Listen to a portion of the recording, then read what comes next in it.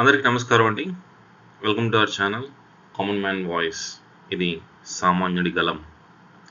ఈరోజు వీడియోలో మనం ఆంధ్రప్రదేశ్లో జరిగిన ఎన్నికలు, వాటి యొక్క విశ్లేషణ గురించి మాట్లాడుకుందాం.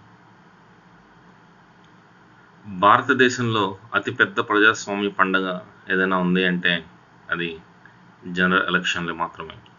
ఎందుకంటే ఈ ఎలక్షన్లు వచ్చినప్పుడు ఊరు ఊరు, వాడవాడ, పల్లె పల్లె, ప్రతి ప్రాంతంలో కూడా ఎంతో కోలాహలంతో కూడిన సందడి మనం చూస్తాం అన్నమాట. సో అలానే 2024 జనరల్ ఎలక్షన్స్ వచ్చేసినాయి.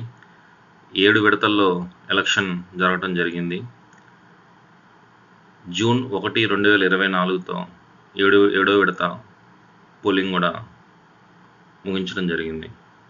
జూన్ 4వ తారీఖున దేశవ్యాప్తంగా అందరూ ఎంతో ఉత్కంఠతో ఎదురు చూస్తున్నారు ఈ యొక్క ఎలక్షన్ ఫలితాల కోసం.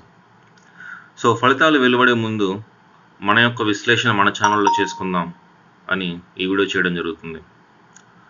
మొదటగా ఎలక్షన్ నోటిఫికేషన్ మనకి మార్చ్ నెలలో విడుదల చేయడం జరిగిందనమాట.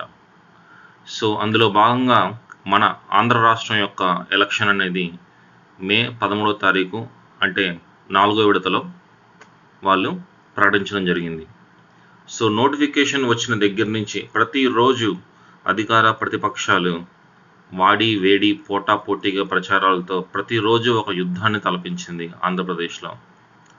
వాటితో పాటుగా మెయిన్ స్ట్రీమ్ మీడియాలో ఉన్న ప్రతి ఒక్క ఛానల్, టీవీ9 కానివ్వండి, ఏబిఎన్ కానివ్వండి, మహా న్యూస్ కానివ్వండి, ఎన్టీవీ కానివ్వండి, హెచ్ఎంటీవీ కానివ్వండి, ఇలా ప్రతి ఒక్క మెయిన్ స్ట్రీమ్ మీడియా ఛానల్తో పాటు కొన్ని పదుల సంఖ్యలో యూట్యూబ్ ఛానల్స్ ప్రతిరోజు హోరాహోరీగా అధికార పక్షం వైపు కొన్నుంటే ప్రతిపక్షం వైపు కొన్ని ఛానల్స్, మొత్తానికి ఈ యొక్క ఎలక్షనీరింగ్ని ఒక యుద్ధాన్ని, ఒక మహాభారత యుద్ధానికి మించిన యుద్ధంగా ప్రజల్లోకి తీసుకెళ్ళి, దీనివల్ల ముఖ్యంగా 2 మంచి విషయాలు ఏం జరిగినాయి అంటే ప్రజల యొక్క ఆసక్తిని ప్రస్తుత పరిస్థితులపై మరింత కూలంకషంగా వాళ్ళు చర్చించుకునే విధంగా, వాళ్ళ యొక్క ఆలోచనల్ని మరింత లోతుగా తీసుకెళ్లే విధంగా ఈ యొక్క